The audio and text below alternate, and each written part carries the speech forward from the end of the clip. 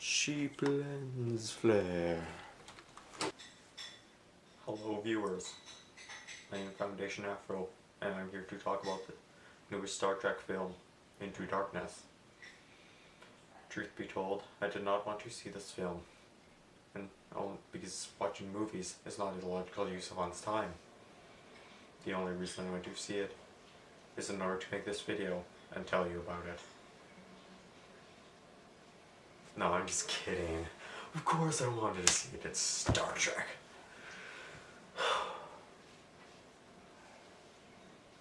Awesome. Awesome. I was a bit worried going in because lots of people said there's too much action, it wasn't just the first, it's all action, no story. But although there was a lot of action, they probably could have cut some, or at least shortened some action scenes, would have made the movie a lot shorter. There was quite a bit of story too, which is why I'm going to remind you of spoilers if you have yet to see this film.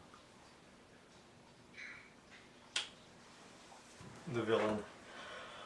I don't know if this is good or bad, but the villain bounced around a lot. Well, they bounced aloud.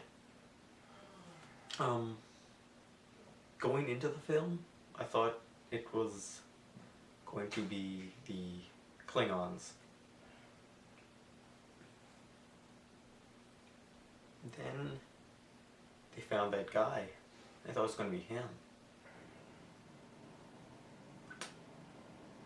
Then the Admiral started being a bad guy. I thought it was going to be him. Then we learned that guy was Khan. And I knew it was going to be him. Although it did jump back to the Admiral for a bit before returning to Khan, which it seems strange that they would bounce the villain around so much like that, and I don't really know how to feel about it. But I am glad it didn't get in until pretty close to the end that Spock was able to yell, Khan! At least I didn't think anyone was going to yell, Khan! It made me worried.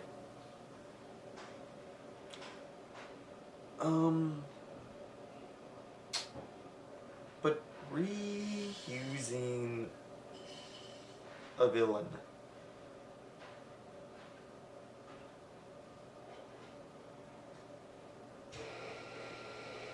I don't know about that. I'll ignore that. The scoff grinder, someone is making an espresso, which I should make after this video. I don't know about reusing the villain. I guess it's sort of a reboot. Well, it's not sort of a reboot, it is a reboot for the franchise. So I'm going to say it's okay, but I think some people did have a problem with that. Frankly, I was kind of happy to see him. Like, people complain about this, but they don't complain when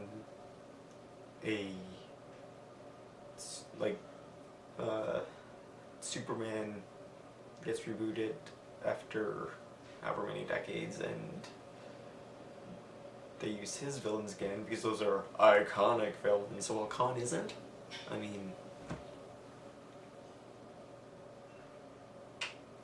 I think people just are looking for something to complain about.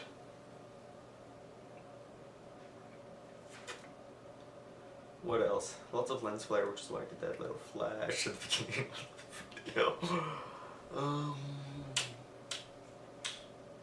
Oh. Pike's death. there's some things weird in this reboot that I don't really like. Namely, the destruction of Vulcan, and to a lesser extent, Christopher Pike's death, because, I mean, they didn't happen in the old Star Trek, maybe. I'm just saying, I'm like saying people who screaming, "Why did you kill Khan?" But Pike, to a lesser extent, but you think the planet of Vulcan would be pivotal to the story somewhat. And also, Spock and Uhura? Why?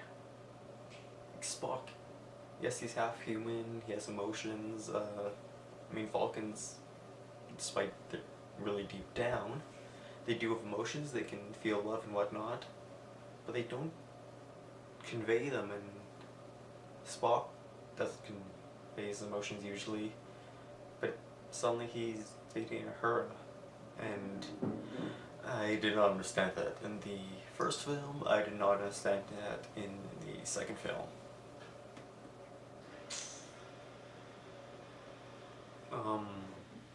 Speaking of Spock, they threw Leonard Nimoy in there for like 30 seconds.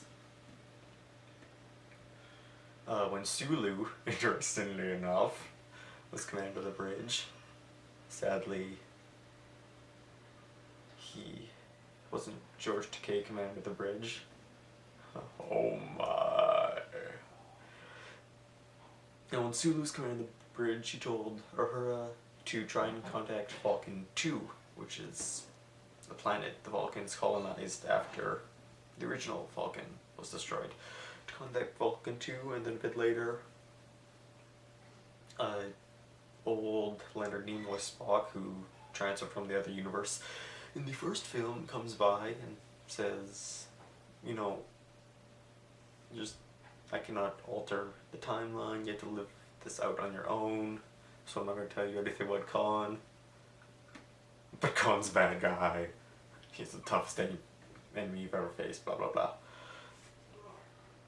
First, I'm not sure Spock would do that, alter the timeline.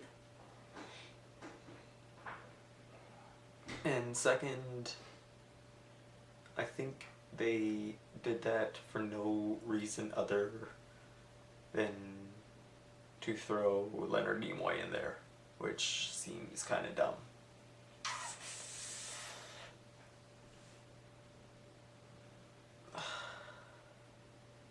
There are some emotional scenes in there.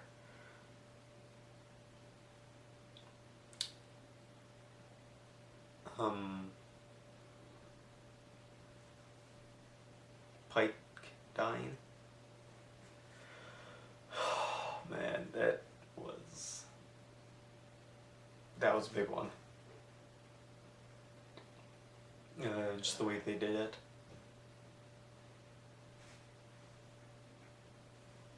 Spock doing the mind meld, and then suddenly he just takes his hand away. Pike's eyes start moving, he takes his hand away. Oh man. And Kirk is standing over him and he starts to cry. Oh jeez, that was emotional. And then after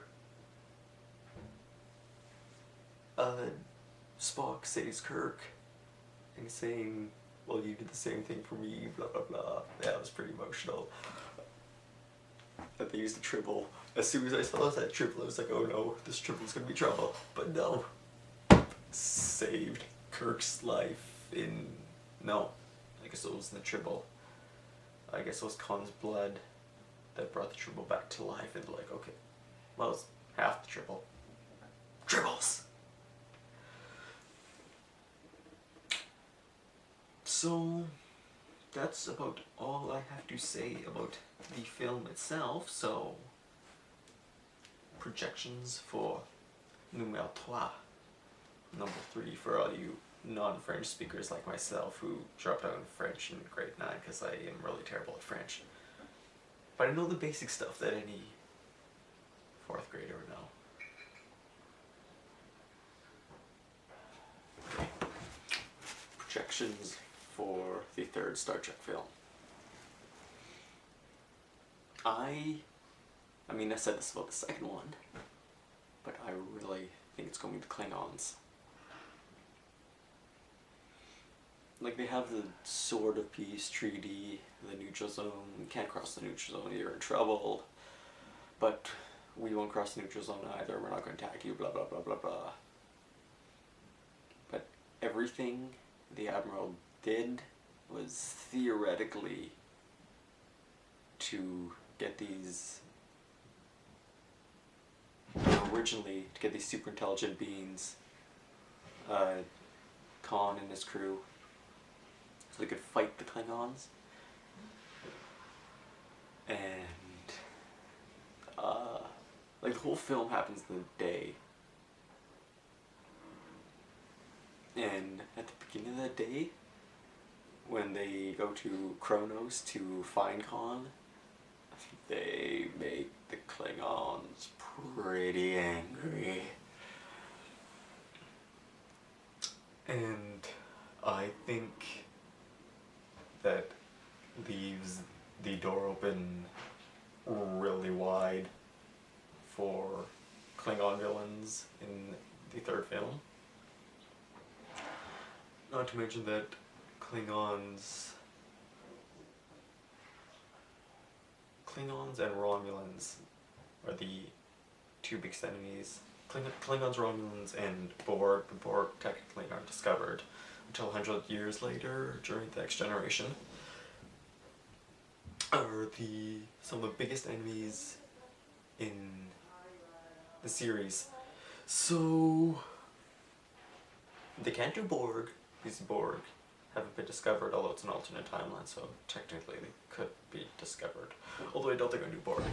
They've already done Romulans, and theoretically, although alternate timeline again, I hope they don't utilize that too much to change things around.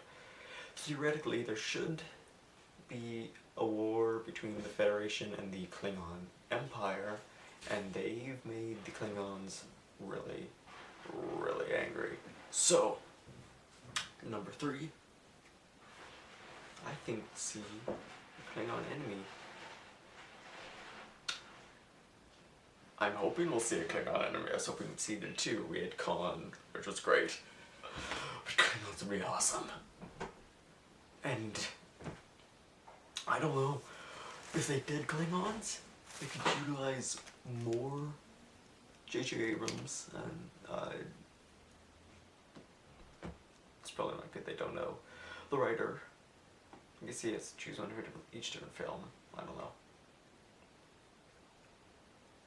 But they could utilize more than just the Enterprise. They could utilize the whole fleet, because if the enemy is the Klingons, it's war. It is all-out war, and you cannot fight a war with one ship, even if it is the flagship of the fleet. So, but,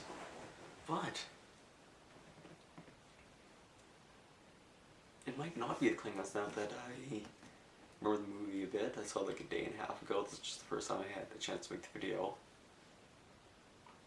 It ends with, this is the Enterprise. Its 5-year mission, to go where no man, to explore the galaxy, to seek out new life and new civilizations, to boldly go where no man has gone before. So it might, they'll probably still have an enemy, but they might also be going on an adventure. We will just have to wait and see.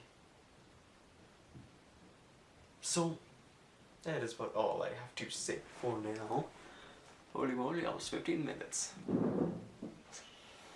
plus the lens flare at the beginning, so over 15 minutes by now. It's because I'm a nerd and I like Star Trek. So, tell me what you thought of this video and of Star Trek Into Darkness in the comments below. Be sure to like and subscribe if you thought this video was awesome. Which I know you did, because you were all Star Trek nerds as well. And I will see you next time. 3 more films on my list.